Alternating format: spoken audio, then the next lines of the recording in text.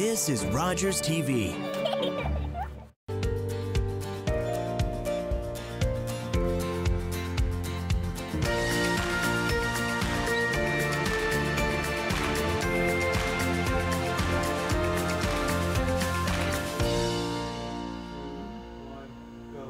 Welcome to Grey County Life. We're your hosts, Rhonda Brown and the lovely Mary Jane Murray. And this is your favorite lifestyle magazine show on Rogers TV. And welcome back, Rhonda. Thank you. Yes, Miss Mary Jane let me take a couple weeks off, which was much appreciated. Very, very nice. I love Mary Jane, as everybody knows. But she is the captain of this ship, most definitely. And I'm okay with that. And it was fabulous shows, but I think we're going to have a pretty interesting show today, too. Oh, we are. And really, it's about updating events that are happening in our community. And of course, one of the things we wanted to talk about today was the most recent election. Yeah. And it was last night. We're taping on the 26th of October. This is the Wednesday. Yep. Election night was October the 24th. And just the statistics coming out from that is that 35 women were elected to positions in the 17 municipalities in Grey and Bruce. Yeah. And that's terrific. That is fantastic. That makes me quite happy. And you know what, just when we're saying that out loud, you kind of wonder, so a lot of people voted online. Oh, yes. Yeah, I know our numbers were down, very low numbers. I hope that they decide to bring us back into the polls next time. I don't know. I don't agree with it. Not if it's going to prevent people from actually voting, but maybe that was a function of COVID and people's mental health right now, and just the idea of, blah, we just don't care anymore. You know, there's a lot of that out there. It's a complicated environment right now, yes. And just coming out of COVID and getting back into things and then having an election. But the other thing too is it's good to see that our that candidates are coming forward.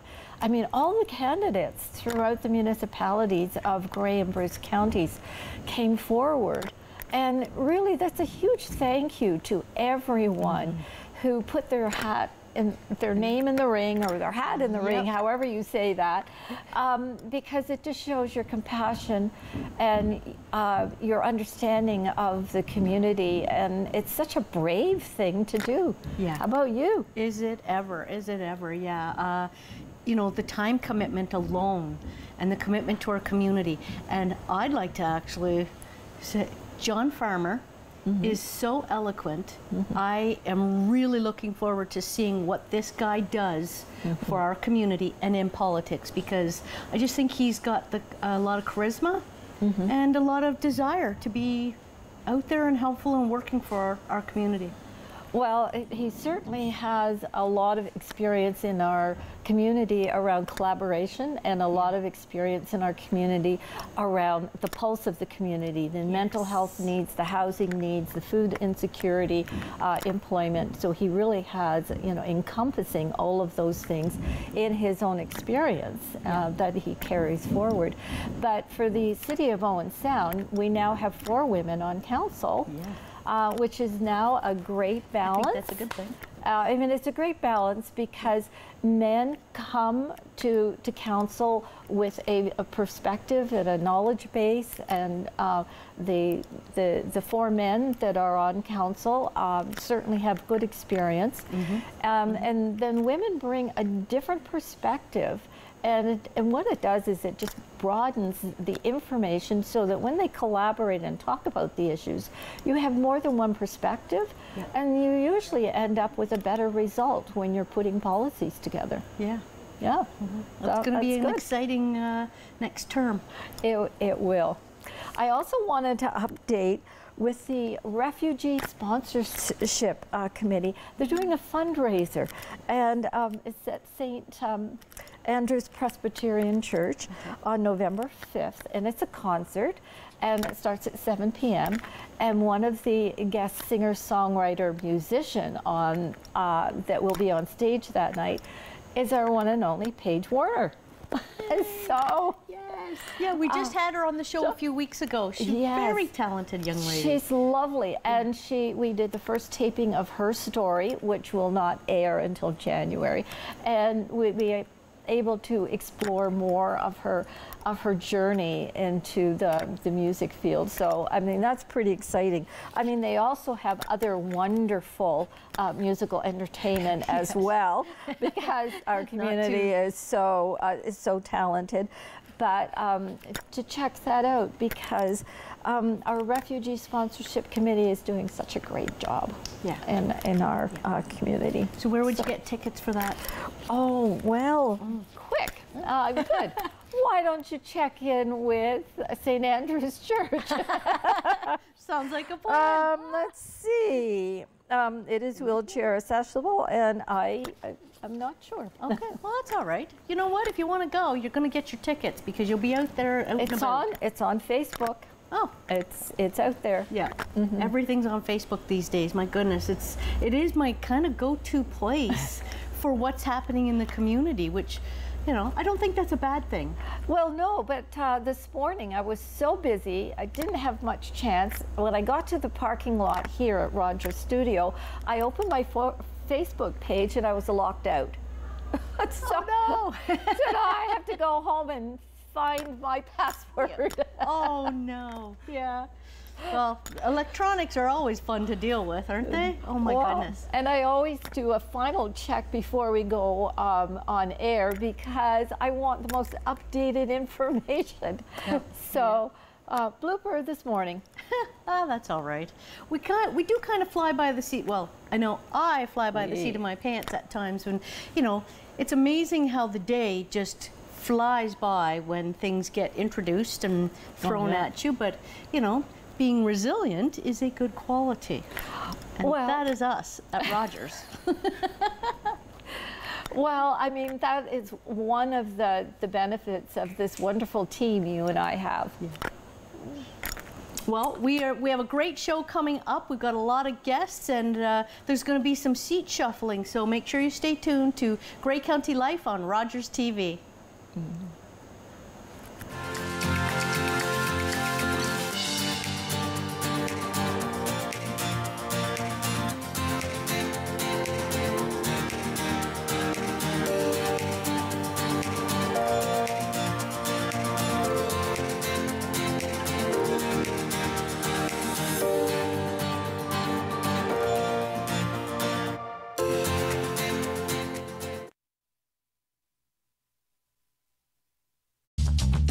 This program is brought to you by Ignite TV. Now you're in command. Visit Rogers.com for more details.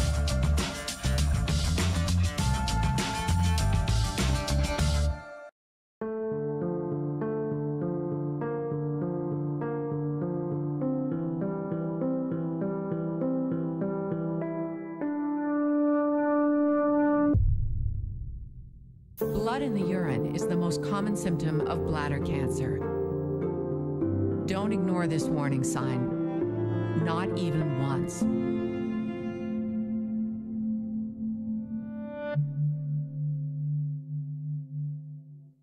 Donations to the WARAMPs have a lasting impact on amputees. Today, your support gives them the artificial limbs and resources they need for everyday activities and learning to live with amputation. Having access to our essential programs helps amputees prepare for tomorrow on their road to independence.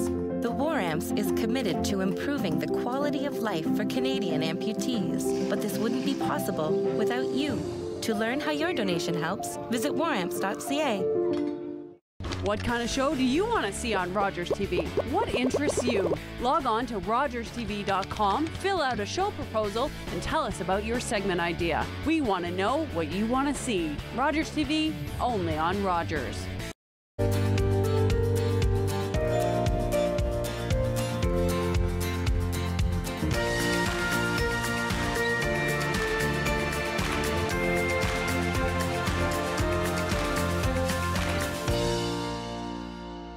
Welcome back to Grey County Life on Rogers TV.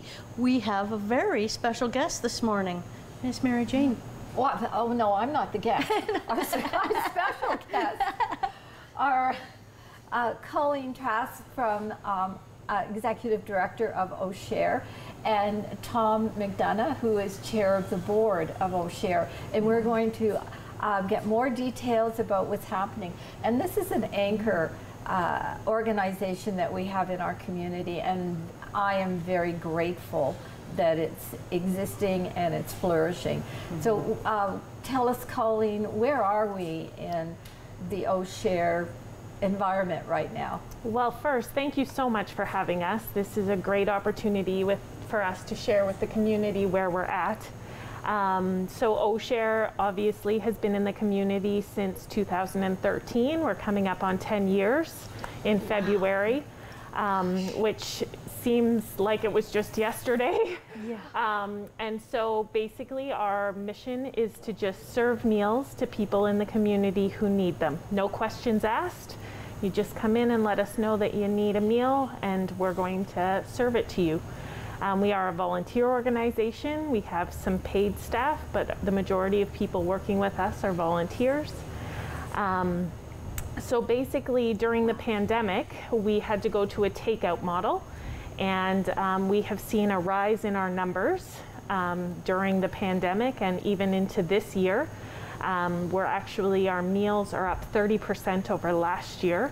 So we're serving anywhere from 300 to 500 meals a day, depending on the month and everything that's going on. But it's all through takeout. So we're open 6 days a week, Monday through Saturday, for lunch, which runs from 12 till 1:30. And then we're open Monday to Friday for a dinner meal, and that's from 4:30 till 5:30. And so your numbers are based on the lunch and the dinner. Correct. So anywhere from 300 to 500 in a day. And this could mean that the same family is coming and getting lunch and then getting dinner as well, which tells me that there's a real stress economically on our community. There is, for sure, and we're constantly seeing new families who need to access our services who have never accessed services with us before. And it's just come. You don't have to call ahead, you don't have to register, there's no intake. It's if you need a meal, that meal is there for you. Yeah, and we have, our demographics are from children. We do school lunches for kids right up to seniors. And we've had seniors who have come to us and said that their doctors have told them about the OSHarE program because they're unable to cook that kind of bigger meal for themselves, so they might just come once a day and get the hot big meal that we have. We always have fresh salad with it and bread, and so it's a very nutritious meal for people. So we have seniors who come, and it's a way for them to get that really nutritious meal for them. Mm-hmm. Well, that was new information to me, is that you do school lunches. Yes. So most children are at school, so how does that work? So we have parents who pick up. They can pick up the school lunch either at lunchtime, or sometimes we'll do it for them at dinner if they're only able to come after work or whatever. Okay. But we do like the peanut-free. We have to meet all of those, right? And so we put the snacks in, and it's in a brown paper bag, and it's really important to us that kids get, the gummies and the stuff that the other kids in their class are getting. And so we pull those together whenever families request them. But yeah, we do lunches for schools.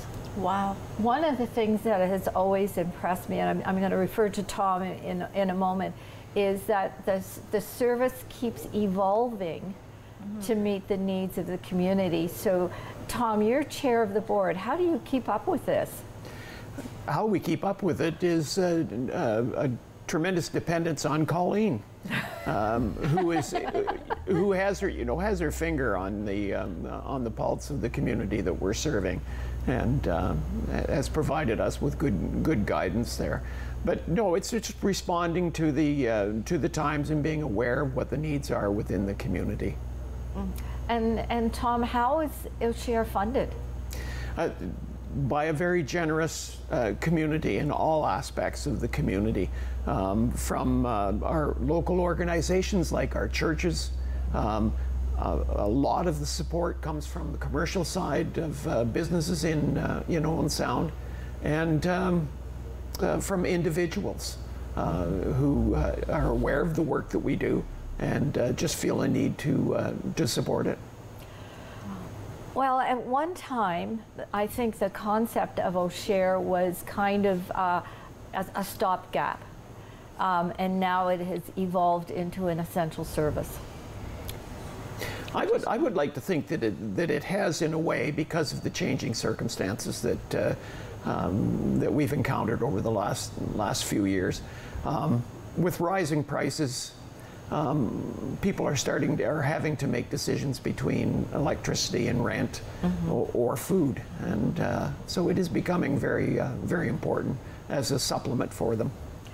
Well, one of the things, Francesca was on the show last week, and she was saying, if you have any extra money in your pocket, put it towards your rent.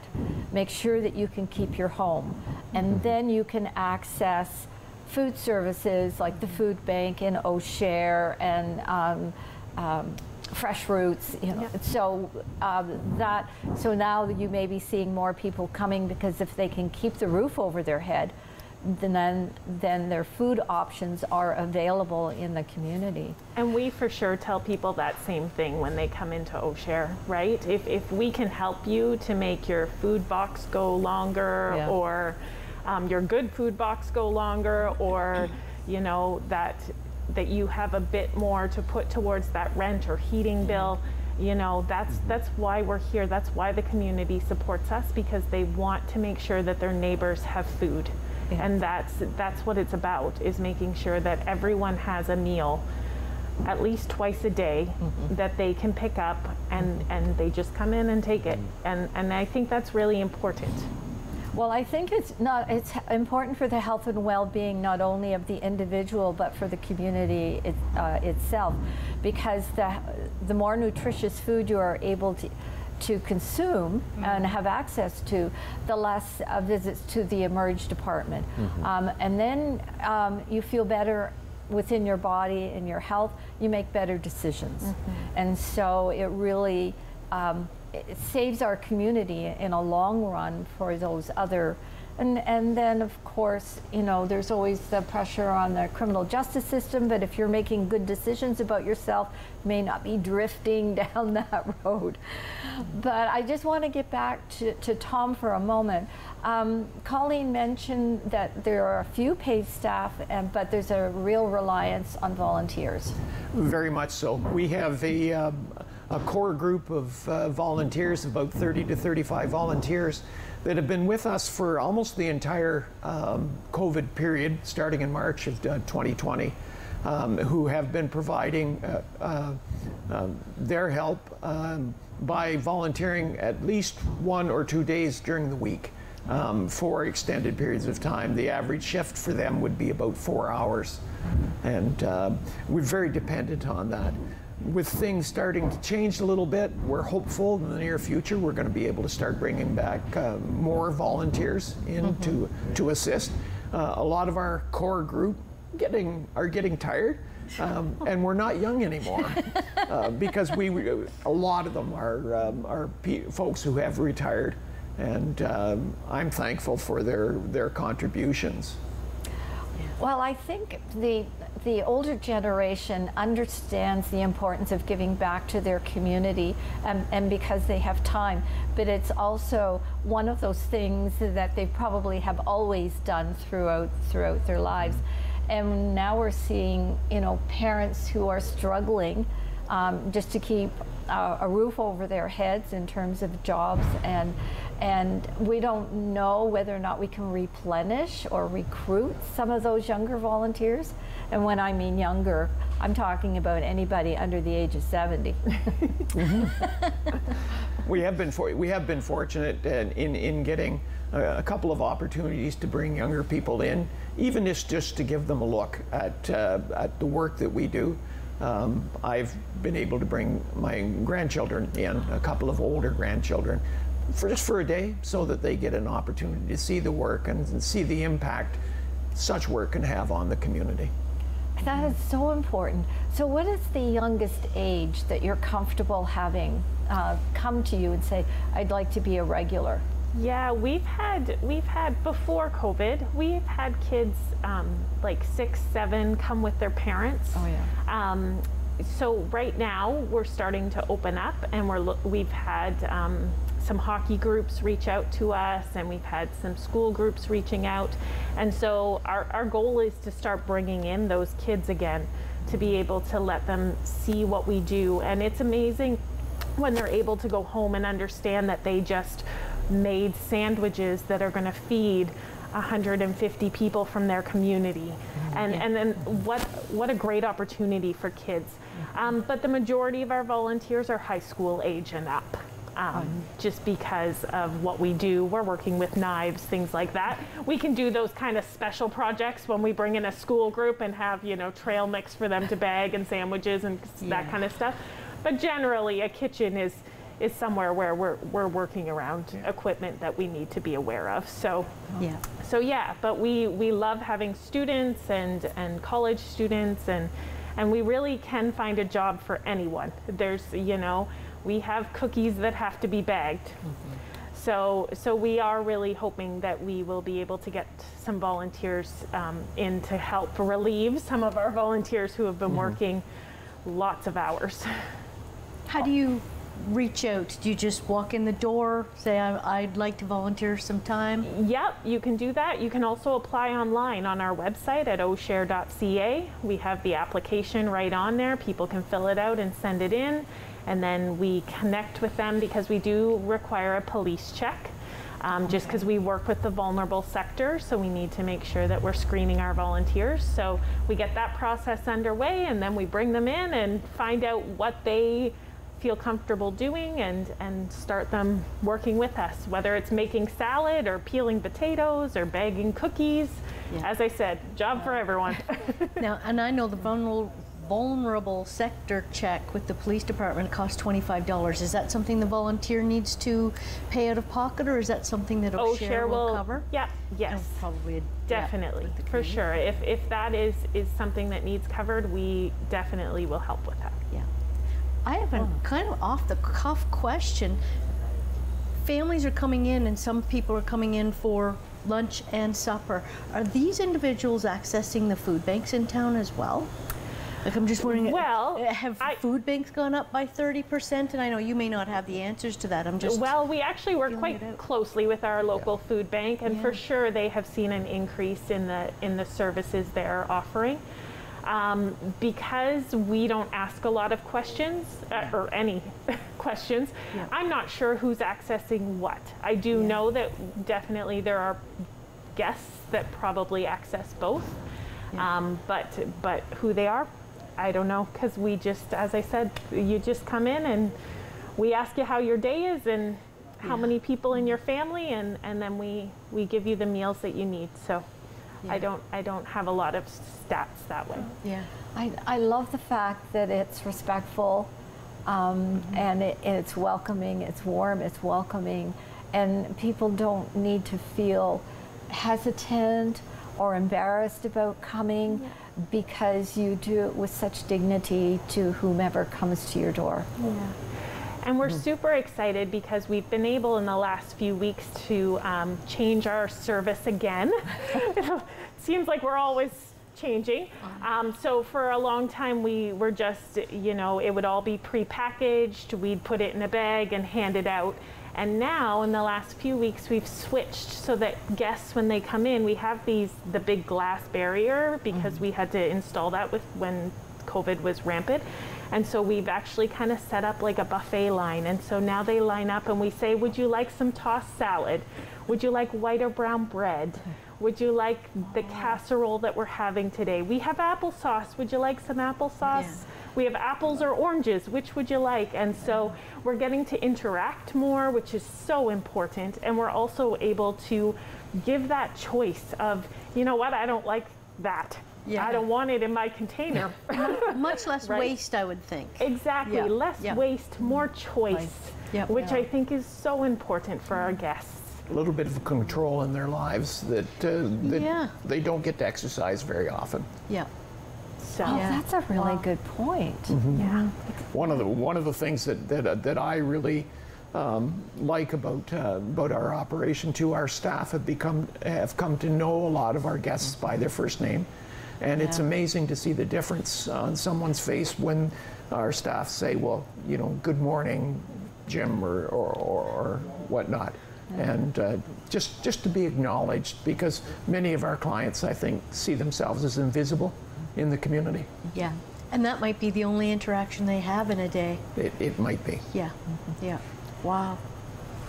Well, I'm very concerned about the seniors in our community with the escalating rent prices and concern for their mobility and their access to services. Yes. So unfortunately, we don't have capacity for delivery, but we get phone calls all the time from seniors asking us whether we deliver, but what we will do is we will give their meal to anyone, and so we tell them, do you have a neighbor who you could ask? You know, that person that might be in your complex who might be coming down anyways. Just give us a call and say, you know, Susan's coming from down the street and she's going to pick up a meal for me. Susan walks in and says, I need one. We're going to give it to her. And so we try and build a bit of neighborhood relationship that way of saying, and we often say to the community on programs like this, when we're able to share, you know, if you know someone who needs a little bit of help, you can just come in and get a meal for them. We're not going to ask you their name. We're not going to ask you for any information about them. Just come in and say, I'm picking up one for my neighbor, and we're going to give you that meal. And I think that that's really important as a community, that we look out for each other. And so, you know, if you know someone who's struggling, come down to OSHarE. We'll give you a meal to take to that neighbor. That's really important to us, that you know that we're accessible and that we want to be welcoming, right? And you can come in and get that meal and take it. Yeah. Oh my gosh. Yeah, I think you're going to be a much needed service in the days to come. So yeah, hopefully we've got some community members that want to do some volunteer work and get down to OSHarE. It's a very worthwhile with our community. But thanks so much, Colleen and Tom, for coming in today and sharing OSHarE with us on Rogers TV. And thank you for the opportunity. Yeah, absolutely. We'll be back after these messages with more Grey County Life on Rogers TV.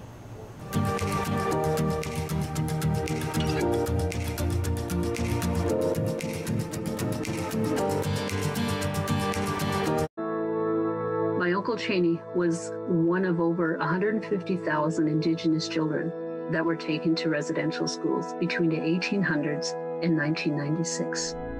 My uncle ran away from school wanting to get home to his mom and dad, and sadly he didn't make it and died of exposure. When Gord Downey found out about my late Uncle Cheney's story, he wrote Secret Path, a series of poems that became an album, then a graphic novel, a documentary, and a concert. Gord met my family, and together we formed the Gord Downey and Cheney Winjack Fund. Together we are sharing Secret Path and other reconciliation resources with legacy schools, setting up legacy spaces across Canada, and hosting events like Secret Path Week to inspire all Canadians to engage in reconciliation. Before he left us, Gord asked us all to do something. You're gonna figure it out. Will you join us? Together we can make Canada a better place. October 5th, 2014, my daughter was hit by a train. She was walking along the sides of the tracks, and it shattered her world.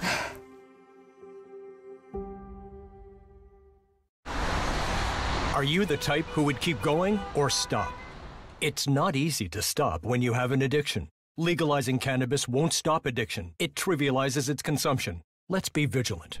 If you need help, visit portage.ca.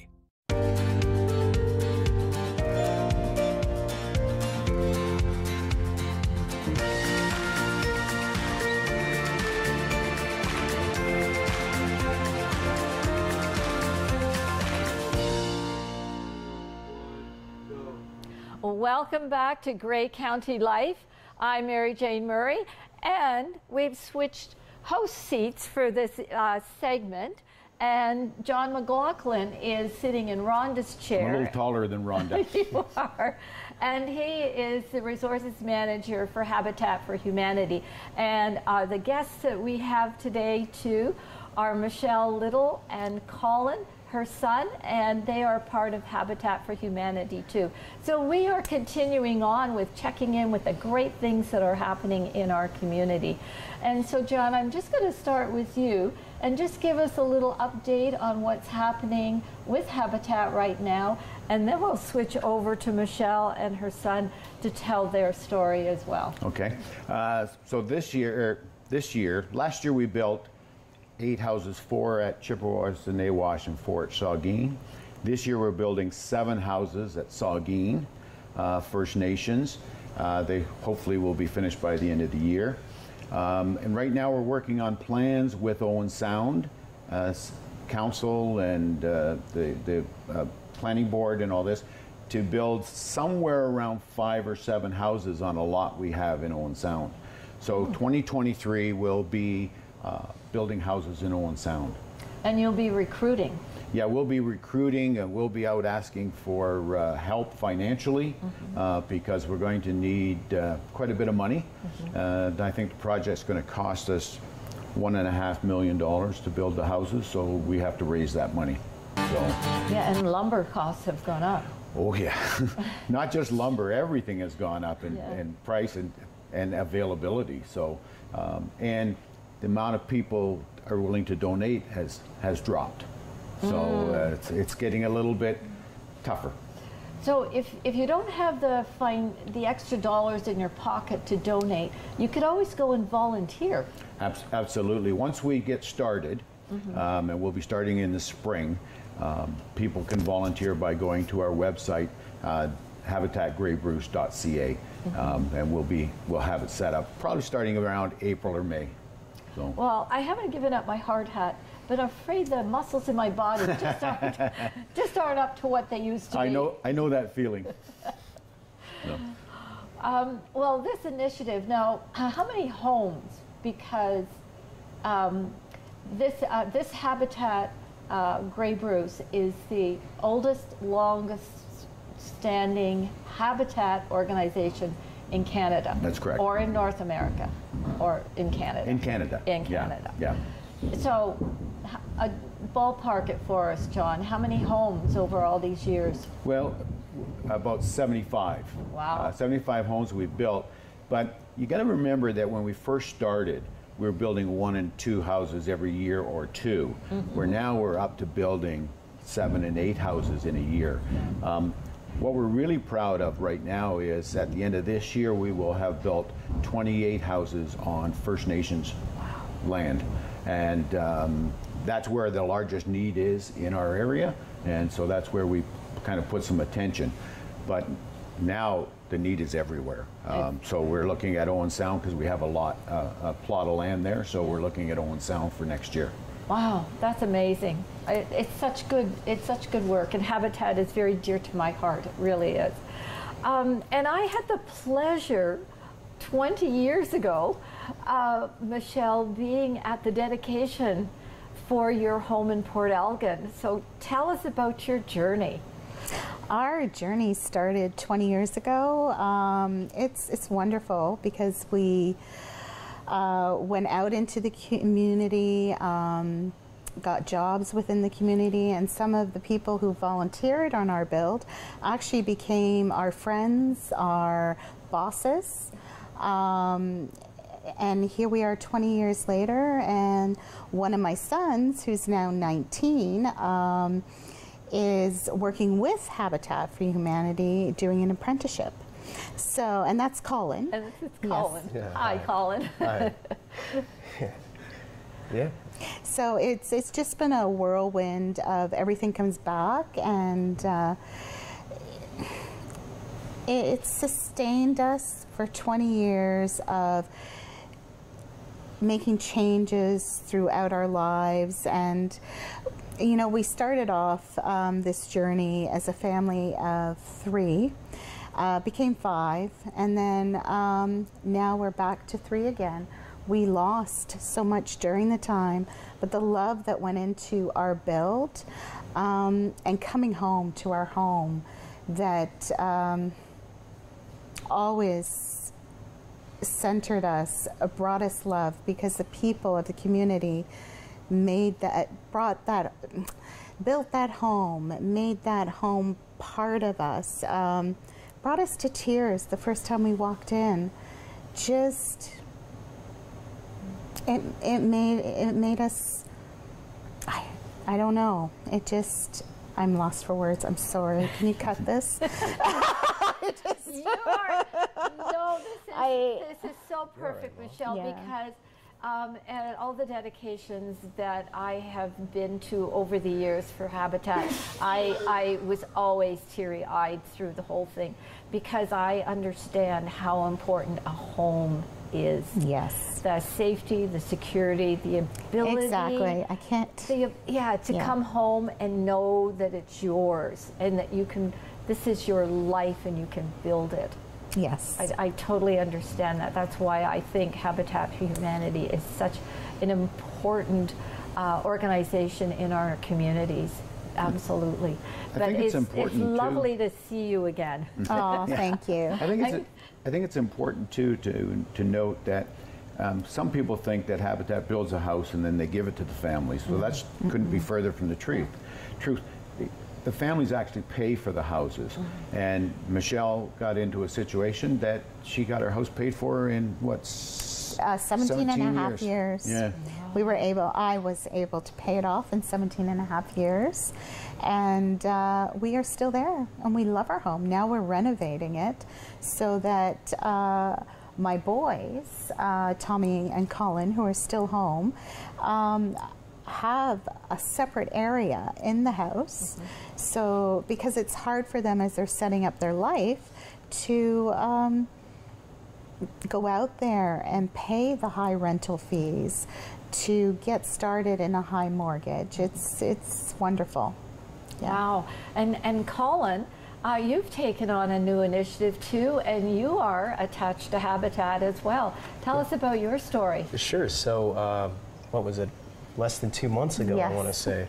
I started at the Habitat Restore up in Port Elgin, and then the next week we actually had a staff day, and I went up there, and on staff days all the Grey Bruce area gets together, the restores at least, so Port Elgin, Hanover, and Owen Sound, and we all got together.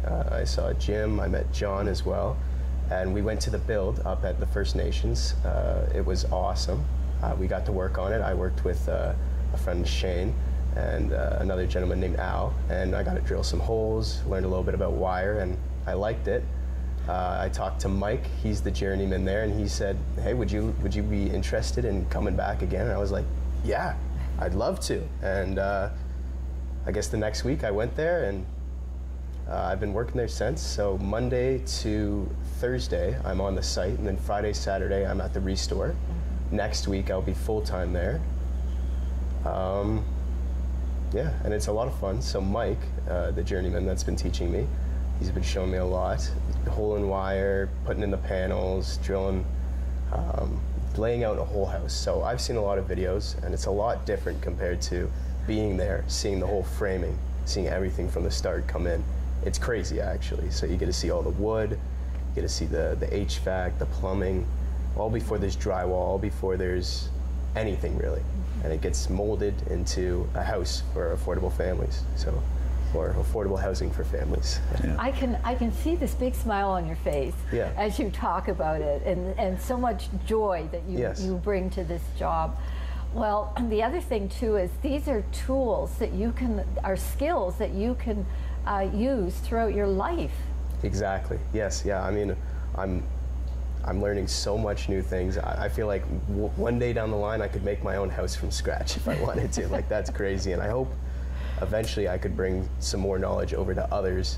I could help inform them about things, maybe even help people in needs eventually down the road. Well, right now I am on the First Nations land. That's where we're building 7 houses, and I've been pulling wire through, I think, 4 and 5 right now, and then 6 and 7 we're just getting on drywall, put in all the boxes, so we'll be putting lights, putting all the plug-ins, and eventually we'll be putting appliances in it. It's going to be a lot of fun. So do you think this is something that you would like to carry forward in terms of an authentic apprenticeship and a career? For sure. I mean, if I can stay in the program, yes, I'd love to. 5 years down the line to have my journeyman and learn all this about electrical, it would be very interesting, yes. Oh, yeah. I'd love it. So one of the things we hope to do with this apprenticeship program is expand it out into what we call critical repair. So we can help families by building new homes, but we can also help families by renovating or repairing their home. For example, we have a family that is overcrowded, and so what we're looking at doing is putting an addition onto their house. So apprentices such as Colleen will come in, help out, we'll put that addition on, and then we'll move on to another one. So not just building new houses, but doing critical repairs to other houses to help more and more families every year. Well, that's interesting because, you know, as you say, you moved into your house as a family of 3 and grew to a family of 5. Well, initially when people move into their houses, they may be in a similar situation, and then as their family expands, they certainly need more space. Yeah. I hadn't actually thought of that before, John. What a great idea. Yeah, and there's families that are living in conditions that are less than satisfactory. For example, they may have mold in their house or something like that. So what we can do is go in, once we get the program up and running, we'll go in and strip out the mold, redo the wiring and all this kind of stuff so that it's a safe house. And that's sort of what this program is going to lead to as we go along. Because if we just focus on new builds, we generally don't build in January and February type thing because it's pretty cold out there. So the critical repair allows us to work inside and get work done. So. And yeah, some of the Habitat houses are aging as well. Yes. And simply, we have new technologies, and I know that Habitat is very up to date on new things that go into the house to save homeowners on their energy bills and whatever else that you use. We build all our houses right now, build them well over code, from the building code, so that they're well insulated. Michelle, I don't know what your hydro bill or what your heating costs were, but my bet is they weren't really exorbitant. So. No, they were awesome. I mean, when we first moved in, we had something called R2000 insulation. It was the top of the top. And in the beginning, I think my hydro bill was $48. We're now at over 100, but that's because of inflation. That's just the 20 years later, right? But no, it was top of the top when we moved in, always with Habitat. Well, the other piece too for you, when you were having the home constructed, you put in the 500 hours of sweat equity. What part of the home did you get your hammer and nails out on? So I was able to do a little bit of hammering, but at the time my husband was on the roof. He was everywhere. He was on the shingles. He was inside the home. He was doing windows. His brother Colleen even came from Calgary for a couple days, flew up and helped out with the roofing. And myself, I was the painter. I painted whatever else that was, and I mean 500 hours, it can go by really fast when you're painting because you're doing primer and you're doing the base coat and you have I think, oh yeah, we were doing trim.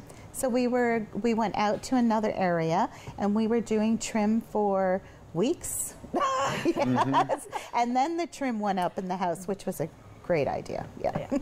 Oh yeah, I think you've smoothed out the pattern of construction through lessons learned. Yes. So yeah, it's a little bit quicker now. So, but we still have to paint. So one of the things that Michelle and Colleen did when a couple years ago we built down the road from where they live, we built 2 houses just 4 blocks, four houses down or something like Yes. that. They both volunteered along with the other brother to register all the volunteers. So much so that Colleen won a volunteer award through the Ontario Teachers Foundation. I believe so, yes. Yeah. At FO. Well, I mean, that's great because there's layers of volunteerism within Habitat. You're not always in the construction end of it because there's the food too. Oh yeah. Oh yeah, the food. Oh, I was there for Yes. the food because you put in so much energy in building. The tip that I found was I hooked up with a woman who was a farmer and she could whip that hammer, I'll hold the board. And she just, you know, that nail went in one whack and I'm still 10 whacks later trying to get, I'll hold the board. Yeah. So yeah, so but it's the joy of working with another group of people that you may not have met in your life before. Exactly. Interestingly, our construction manager, we keep throwing new volunteers at him. So every day, he's got a new set of volunteers that he's got to teach. I don't envy him at all.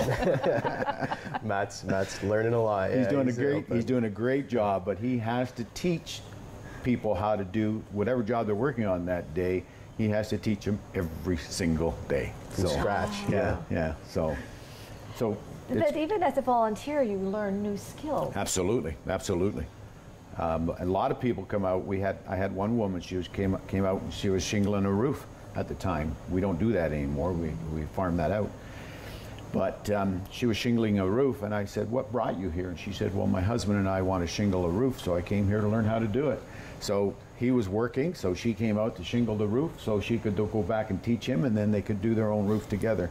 And we see a lot of that where people want to come out and learn how to do things on the build site, and they do learn. So. The other piece too is that we're running out of time, is that you also do safety evaluations and safety training for Safety is everyone first. who is on the site. Yep, safety Yes. is number one. Speed is down the list a little bit. Yeah. Food is up there though. Oh yeah. Food's important. It's very important. Second or third, yeah. Okay, well this is wonderful to see you again, John. Thank Good to you see so you. much for coming in. I love the story and your journey, Michelle, and it was such a pleasure to meet you. And Colin, you were only a twinkle in the eye at the time, but I'm glad to see that you've hooked in with Habitat as well. Thank you so and much. we'll be back right after these messages.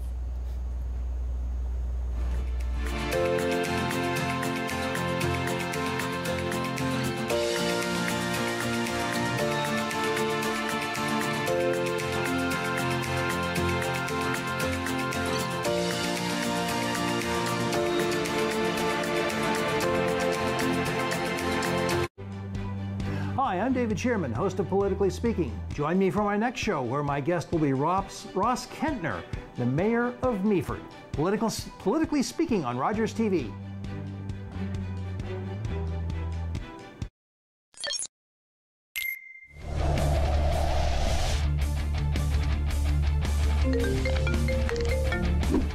Yo. Yep. Okay, I'll be there.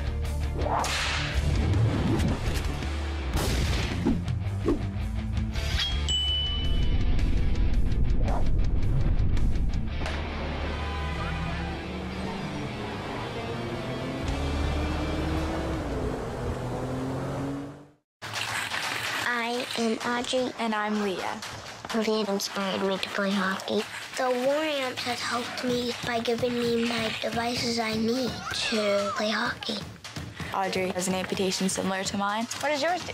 The stick clicks in it. My device from the Warriors allows me to shoot a lot better. It rotates like a wrist, which helps a lot with shooting and stick handling. When I score a goal, I feel really happy.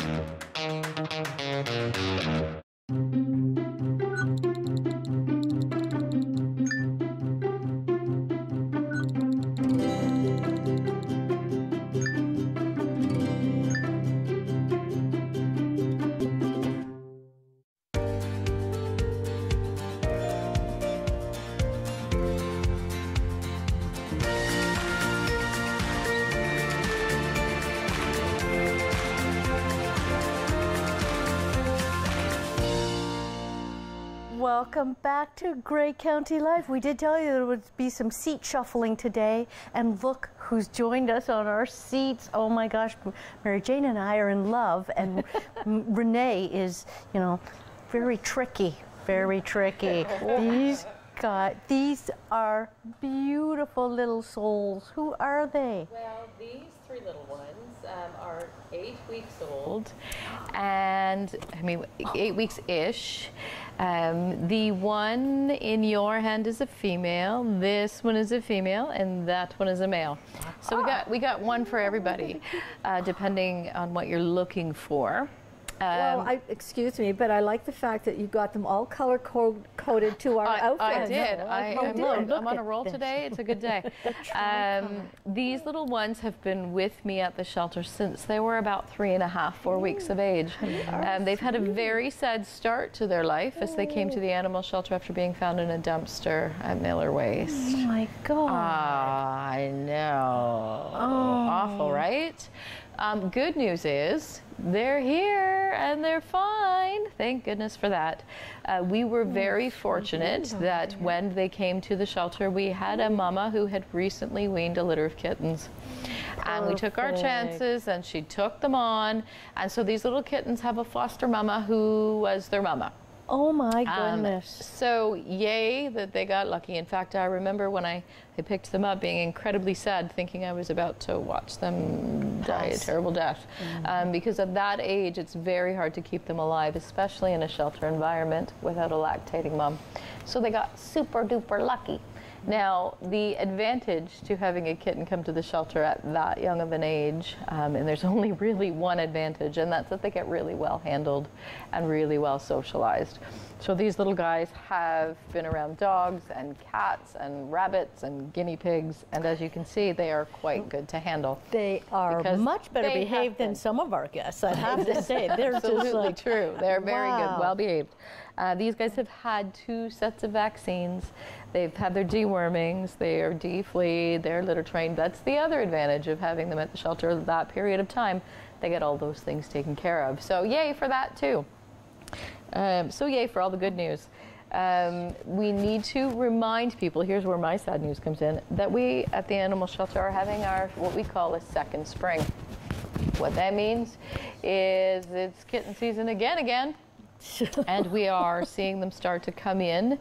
Additionally, the weather is starting to change, boo to that, which means people who have cats that they've had outside perhaps all summer long, that they were feeding, that they were taking care of, they are now worried about and are calling me. Yeah. As a no-kill shelter, when we have these little guys, it takes 5 adoptions or so, because well, 4 in this case, there was actually another one who was adopted, to make a space because they take up 1 cage. And so if there is perhaps a cat who's outside in the cold, it is relying on 4 adoptions to come in to make the space as a no-kill shelter. So this is where the promos come in for the kittens. I mean, yes, because we have kittens, and if you're looking, now's the time. But look at your little self. But maybe if you're not looking, I can convince you because I need the adoptions to make the space. As we operate as a no-kill, of course, I'm not going to euthanize 4 baby kittens to make space for, come on, I'm not going to do that. So call me if you're looking. Kittens do get along very well with dogs, as long as you got a dog that likes cats. They also get along really well with cats. If you got a cat that likes cats, it helps. But they're not going to fight back. It's awful to say, but they're not. So the adjustment is, like if your cat beats it up a little bit, it's just gonna take it. Right? Because you're little, which sometimes makes that introduction a bit better. If you're looking for a companion for your cat and you're just not sure, kitten is sometimes a way to go. Also very good to handle, so great with children. Basically what I'm telling you is if you're watching, you should take a kitten because they're going to fit just about anywhere, and we need you to, so call me, right? I do need, of course, to remind people that these guys are too young to be spayed and neutered. So as I beg you to take them, I need to remind you that if you are not financially able to do a spay-neuter later, don't adopt them. They're just learning. Cats at about 8 weeks of age learn to retract their nails, and they're just there, so they haven't quite figured it out yet. Sorry, a little extra scratchy for the next couple of days. but they'll outgrow it. I promise. It's okay. I promise.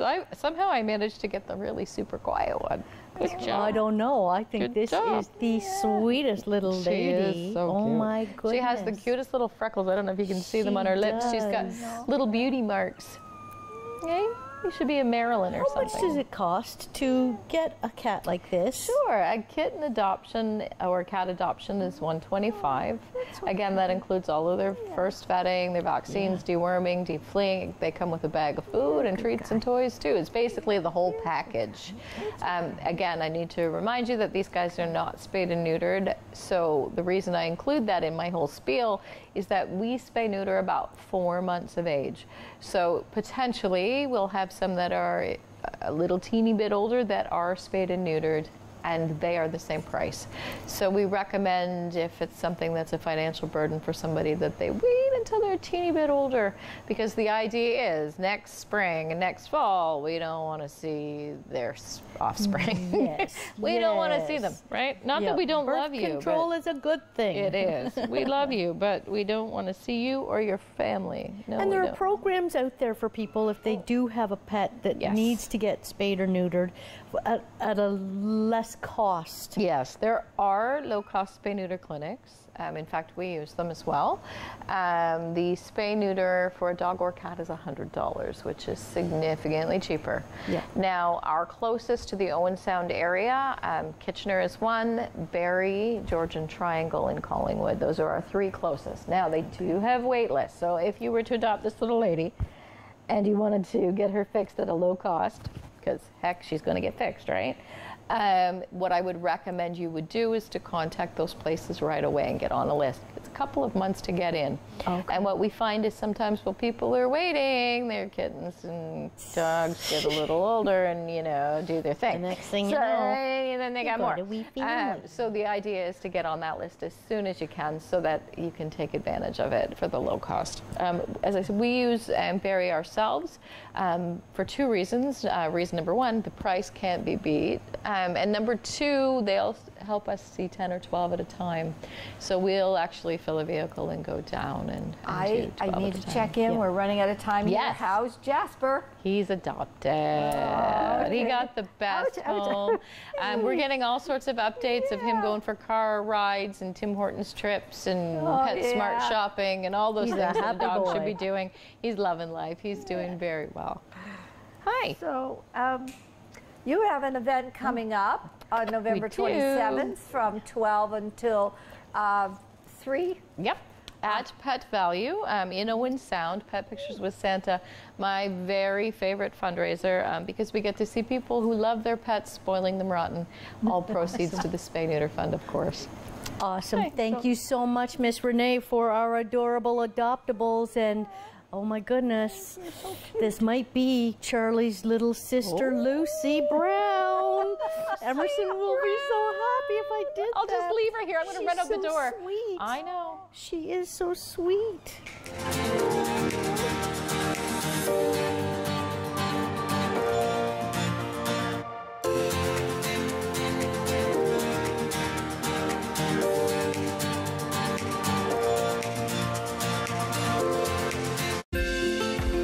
Call the Rogers TV viewer response line, email us, or connect with us on social media.